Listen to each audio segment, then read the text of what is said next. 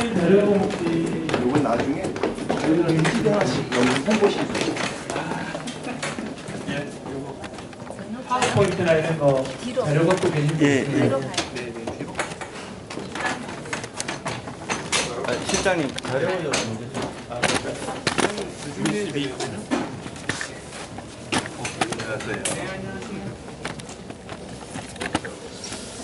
안녕하십니까. 제목이 뭐죠? 민족문제연구소 국민지회준비위원회 위원장 맡고 있는 박상원입니다. 저희가 지금은 그 준비 단계고요. 12월 1일 날에 그 국민에 정식으로 참여를 합니다. 민족문제연구소 아시는 분도 계시고 모르시는 분도 좀 계실 것 같은데 서울에 이제 전국적으로 있습니다. 후원 회원이 현재 13,500명 정도 전국에 있고요. 이분들께서 그 이제 후원해 주시는 그 회비로 회가 운영이 됩니다. 그래서 서울에 이제 연구원들이 뭐 수십 명이 계시고 해서 친일 인명사전 발간도 하고 또 원래는 그 식민지 박물관도 서울에서 개관을 했습니다.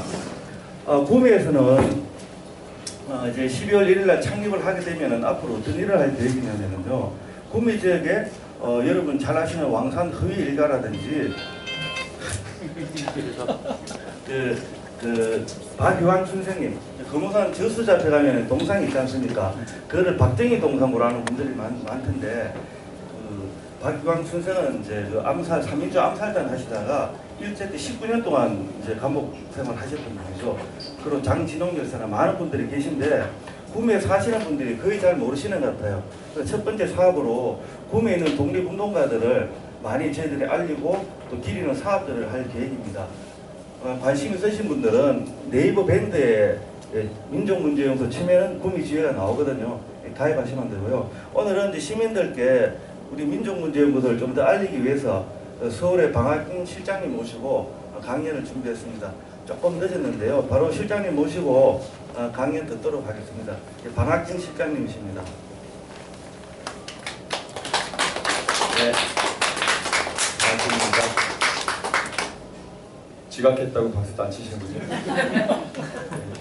죄송합니다. 네. 택시 기사분이 3.1문고를 잘 모르시는 거예요. 좀 더 유명해져야 되겠다 싶은 생각이. 예. 그래서 그 유명한 3.1문고를 모르신다니 제가 약간 타박 줬는데 모른 척 하더라고요. 오면서 계속 대통령 욕을 하는 거예요. 뉴스에 나오는데 뭐 경유차를 뭐 어떻게 이렇게 저감해가지고 비용해가지고 경유차 이렇게 줄인다고 하는데 그럼 경유차를 만들지 말든지 하면서 계속 대통령 욕을 해가지고 이분이 괜히 3.1문고 알면서 그런 식 하는구나 라는 생각이 들었습니다. 예.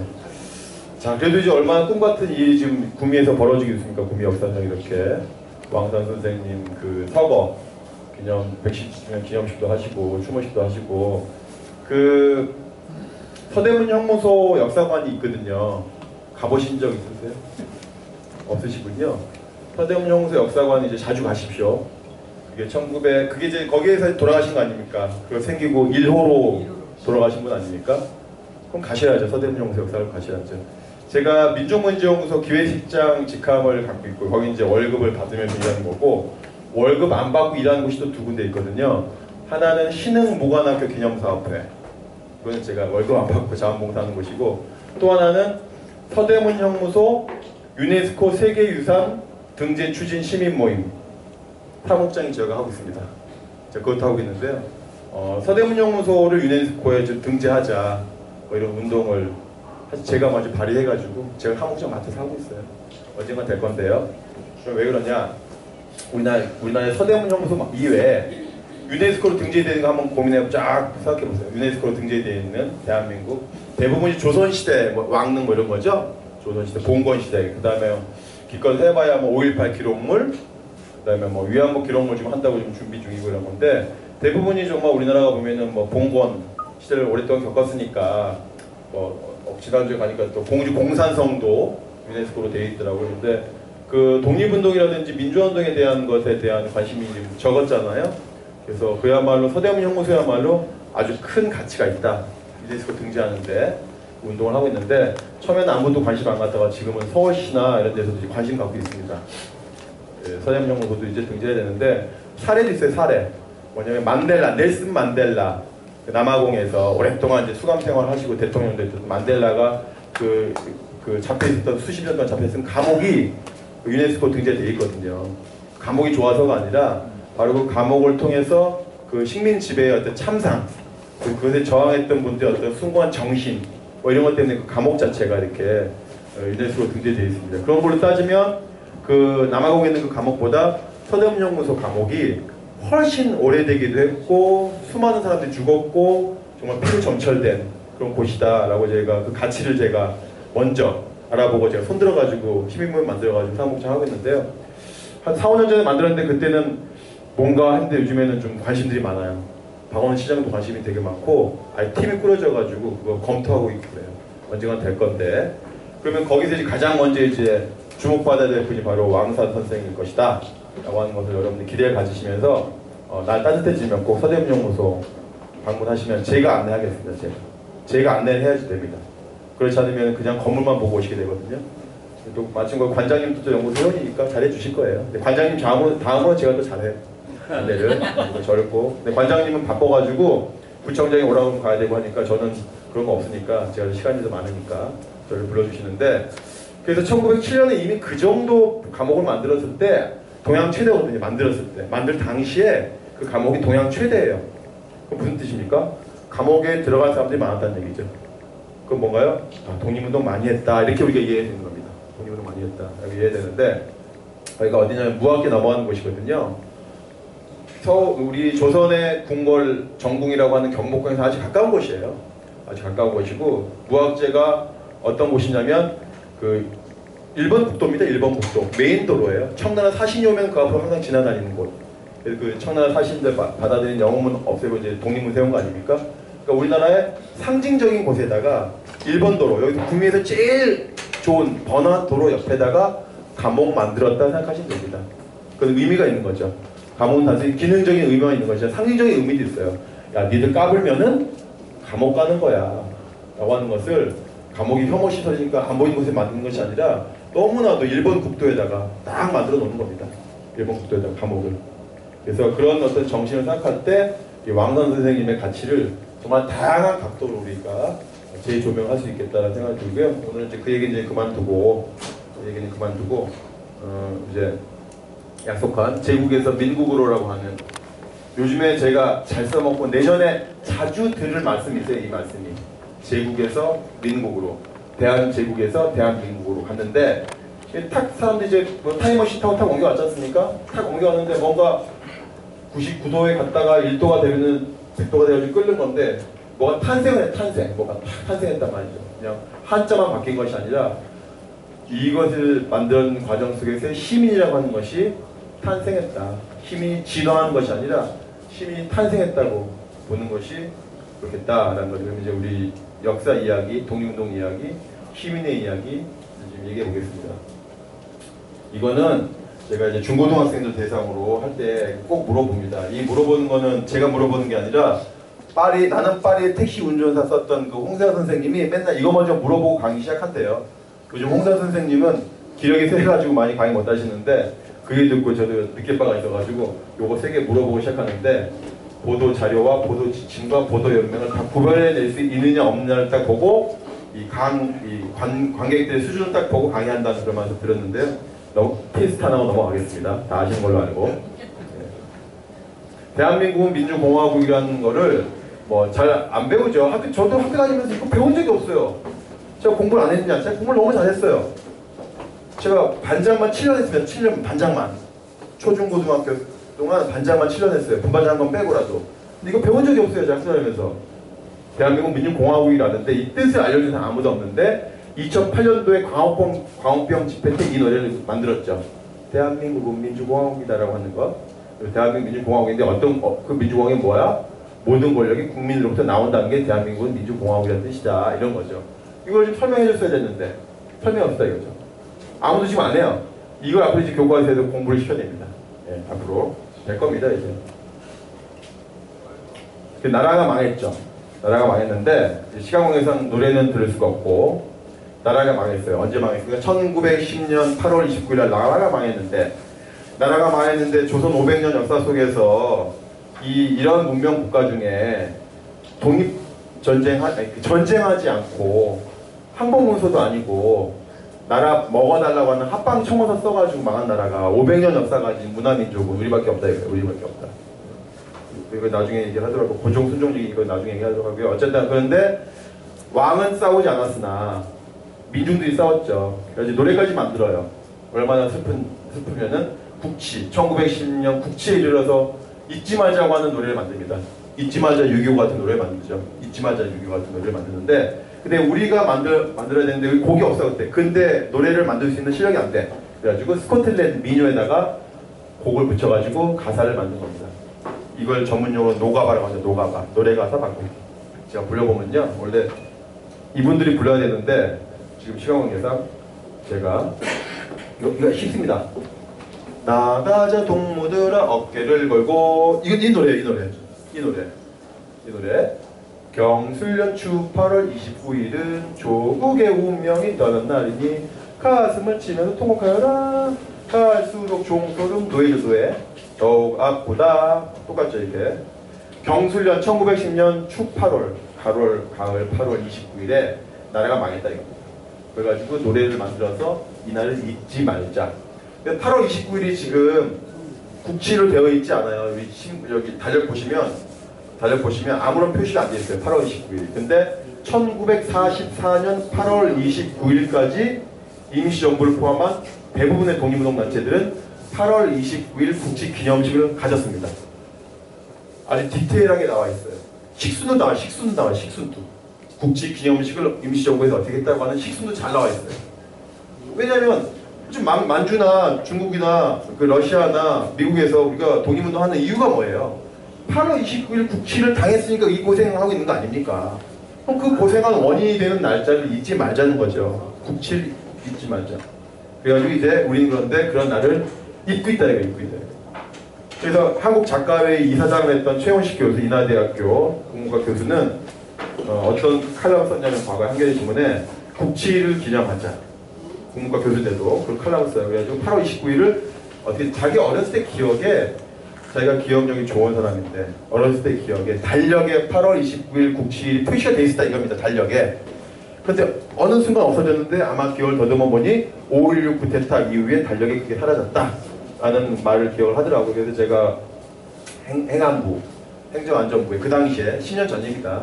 노무현 대통령 시절이에요. 행안부에다가 공문 보내가지고 나라의 국가기념을 관리하는 부처는 행정안전부니까 8월 29일 국치일을 언제 없어졌는지 한번 확인해봐야지 담당자가 말이 모른다. 대한민국 행정부 공무원이 모른대. 임시정부가 기념한 날도 모른대. 그래가지고 제가 을지로에 있는 달력 만드는 업자들, 왜냐면 과거에 달력 만든 사람들이 좀 있을 거 아닙니까? 찾아보려고 했더니 그 달력도 못 찾았어요. 제가. 근데 나라가 찾으면 찾죠. 정부가 찾으면 금방 찾는데 제가 찾으려니까 시간도 바쁘고 해서 못 찾았어요. 어쨌든지 이 국치일이라고 하는 건 기념을 해야 되는 날인데 이렇게 노래까지 만들어서 했다 이거죠. 넘어가고 이게 헌법조문에 이렇게 나와 있다는 거죠. 이렇게 대한민국 헌법은 이종찬 지금 이 우당여양의 손자죠. 이종찬 씨가 맨날 자기가 태어나서 잘한 것이 하나 있다면 이 임시정 87년에 만든 이 헌법에다가 임정은 이거를 고수한 것이다 라고 하는 걸 항상 입만정 자랑하는데 그건 자랑은 잘한 거죠. 그리고 김종인 씨 과거에 민주당 비대위원장 김종인 씨 입만정에는 헌법 119조 경제민주화 조항을 넣은 거는 대대로 나의 보람이다. 그렇습니다. 그건 틀릴만 아니니까. 어쨌든지 간에 이렇게 대한민국 민주공화국이라고 되는데 헌법 전문이 돼 있어. 헌법 전문. 앞에 있는 문이에요. 앞에 있는. 프롤로그가 있어. 프롤로그. 다른 나라 헌법은 대부분 그냥 헌법 해고 1조부터 나가는데 우리는 헌법에서 설명을 해줘요. 이게 특이한 점입니다. 대한민국 헌법에서 특이한 점인데 다 기니까 다 소용없는 얘기고 헌법 정신이 나와 있어요. 3.1운동으로 걸릴 때 임시정부의 법통. 또 하나는 불의의 한관 4.19 민주 이념. 마지막에는 민주개혁과 평화적 통일. 그러니까 독립, 민주, 통일이라고 하는 이런 것이 헌법의 3대 정신인데 이것이 헌법에만 있어. 헌법에만. 이 헌법이 나와서 활개를 쳐야 되는데 헌법에만 있다고요. 그러니까 북진 통일하자는 사람 있잖아요. 북진 통일하자. 주로 태극기들 많은 분들이 북진 통일하자 하는 사람들. 그건 뭡니까? 반헌법주의자로 감옥 보내야 돼요. 헌법에 돼 있지 않습니까? 통일하는데 평화적으로 하라고 돼 있다. 평화적으로 하라고 돼 있다. 북진 통일 어디 돼 있습니까? 전쟁을 하자? 그건 아니에요. 전쟁할 바에 아예 통일하지 말고 통일을 하려면 평화적으로 하라고 돼 있다는 겁니다. 그래서 이 맨날 뭡니까 박근혜 대통령이 과거에 그 방송 토론 나올 때 이렇게 대통령 후보 토론 나올 때 막 문재인 후보 2012년도 얘기입니다. 문재인 후보한테 당신의 그 헌법 그 이념이 뭐냐 자꾸 물어봐요. 자꾸 질문하는데 문재인 그 당시 후보가 답변을 못해가지고 되게 막 낙선한 것 같아. 전 답답해 죽겠어요. 헌법 전문을 바로 대답해 주면 되죠. 나의 헌법 정신이 바로 여기에 담겨져 있다. 항일운동 전통, 그 다음에 4.19 민주이념 전통, 그 다음에 조국의 민주교육과 평화적 통일 정신을 갖고 있으니까 나야말로 헌법 정신에 충실한 사람이다. 근데 박근혜 당신은 맨날 북한 일만하면은 북한 없애가지고 괴멸해가지고 하자고 하니까 당신이야말로 방헌법주의자라서 대통령 자격이 없다. 이렇게 공격을 했어야 되는데 얼렁얼렁 부리니까 대통령이 떨어진 거 아닙니까? 이게 답답해 죽겠어요. 그래서 헌법을 누구라도 교사든 정치인이든 누구라도 헌법을 그냥 장식용으로 가지고 있으니까 우리의 무기가 안 된다 이겁니다. 이거를 이제 우리가 무기로 삼아야 될 필요가 있다. 헌법은 잘 돼 있어요. 잘 된 헌법이에요. 그리고 다른 나라는 뭐 하나님의 어쩌고저쩌고 해가지고 뭐 이게 나와요. 하나님의 만든 뭐 네덜란드 어쩌고 나와요. 아무 소용없는 얘기. 우리는 근데 아주 명확해요. 이 하나님의 나라가 아니고 바로 대한민국은 바로 국민의 나라라고 하는 설명하고 있는데요. 이게 이제 루이 16세인데요. 루이 16세인데 이 사람이 1789년에 단두대에서 목이 잘려가지고 프랑스 대혁명이 된 거 아닙니까? 그때 뭡니까? 짐이 국가다. 내가 국가다. 이게 봉건주의 국가의 기본 모토거든요. 왕이 국가인 거예요. 왕이 국가. 왕 말고는 다 신한 겁니다. 마누라도 신하예요. 왕 말고는. 아들도 신하고. 왕 하나가 국가인 시대가 있었죠. 루이 16세. 그래서 국민이 국가인 시대로 이렇게 바뀌어가는 거죠. 이게 봉건과 반봉건의 이 경계선은 어디에 있는가? 그리고 짐이 국가인 시대에서 국민이 국가인 시대는 우리는 언제로 봐야 되고 그 정신의 맥락, 그 뿌리, 생각의 지점은 발원지는 어디인가? 낙동강물을 우리가 보면은 낙동강물의 수원지 시작하는 것 우리가 찾아가지고 보존하고 그러지 않습니까? 바로 이 시민의식, 국민이 국가라고 하는 생각은 우리가 어디서 찾을 수 있는가 한번 찾아보는 거죠. 이 역할을 지금 연구자들이 하고 있는데 아직 답은 없습니다. 답은 없어요. 대략 그래도 가장 많이 접근하고 있는 답이 1850년도 경으로 추정할 뿐이죠. 1850년도. 그래서 우리가 민주공화국이라고 하는데 그럼 민주공화국에 대해서 우리 공부해야 됩니다. 민주공화국이 뭔지를. 자, 민주라고 하는 거. 이제 시민의 탄생이니까 그러니까 시민이 있었나 조선시대 때 보면 시민이 있었나 조선왕조실록 보시면 여러분 인터넷 보면 다 볼 수 있는 겁니다. 그래서 조선왕조실록에 보니까 그것도 가장 빠른 연도 태조 이성계 때부터의 조선왕조실록을 먼저 놓고 보는 거죠. 백성, 신민, 신하죠 신하, 서민, 인민, 국민 이건 다 왕 빼고 나머지를 가리키는 용어입니다. 왕 빼고 나머지를 다 백성이라고 불렀고 신민이라 불렀고 서민이라 불렀고 인민이라 불렀고 국민이라 불렀다. 이건 별로 의미 없는 거죠. 그러니까 여기서 또 이거 한마디 해야 되겠죠. 인민은 빨갱이 말인데 야간 거짓말인 거죠. 인민은 이성계가 만든 이성계 때도 이미 있는 말입니다. 인민이라는 말은. 그러니까 이 말에다가 자기 인형을 얘기하면은 조선왕조실록들이 있어요. 그런데 시민이 어디 있었냐? 시민이 있더라고요. 시민이 있긴 있더라고요. 찾아봤더니 시민은 뭐예요? 시장 사람들.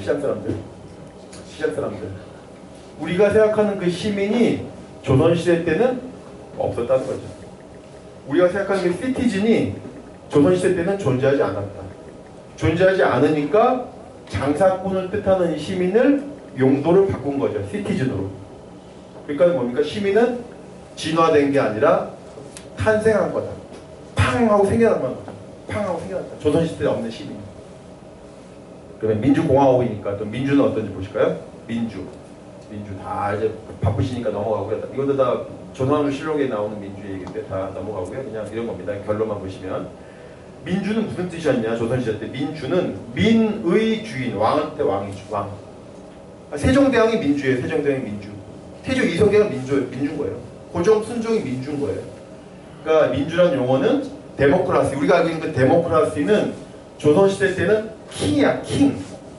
근데 데모크라시라고 하는 개념이 없으니까 킹이었던 이 말을 데모크라시를 바꾼 거죠. 용도를 변경한 거죠. 용도를 변경한 거. 민주라는 거는. 그러니까 민주도 탄생한 개념이죠. 조선의 입장에서 보면. 물론 이미 존재했지만 유럽에서는. 자, 그럼 민주공화 때 공화는 뭔가? 공화가 재밌어요. 공화는 다 또 다다다다 넘어가시고요. 공화는 그 리퍼블릭이라고 하는데 동서양 모두 공화국이 무슨 뜻이냐면 왕이 없는 나라를 뜻해요. 왕이 존재하지 않는 나라.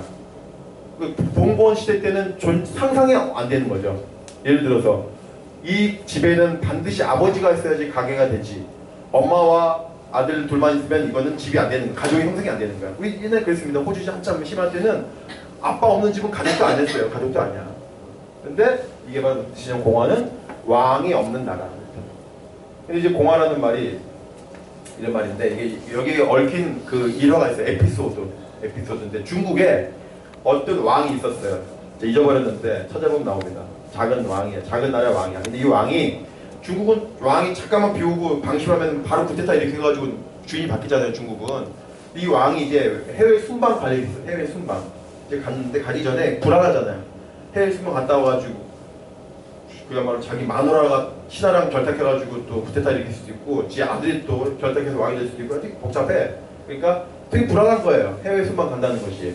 그래가지고 해외 순방 가기 전에 신하들을 다 모아놓고 뭐라고 했냐면 야야 내가 요번에 3박 4일 동안 해외 순방 갔다 오는데 너희들이 나 없는 사이에 나 그리워하지 말고 한번 니들 신하들끼리 모여가지고 한번 회사를 잘 한번 운영해봐. 아니 나라를 잘 운영해봐 라고 일장 연설하고 나갑니다. 사장도 마찬가지죠. 해외 출장 갈 때 직원들 모아놓고 부장급도 모아놓고 얘기하잖아요. 나 없는 동안 니들 회식하고 농땡이 부리지 말고 열심히 일해라 이런 것처럼 그랬는데 갔다 왔어요. 해외 순방 갔다 왔어요. 근데 나라가 아무 문제가 없었어. 잘 유지가 되고 있어요. 그러니까 왕이 기분이 좋아요? 안 좋아요? 안 좋죠. 안 좋아하지 정상이에요. 기분 좋으면 안 돼요. 왜냐면 아빠가 일주일 출장 갔다 왔는데 집에 아들내미 딸내미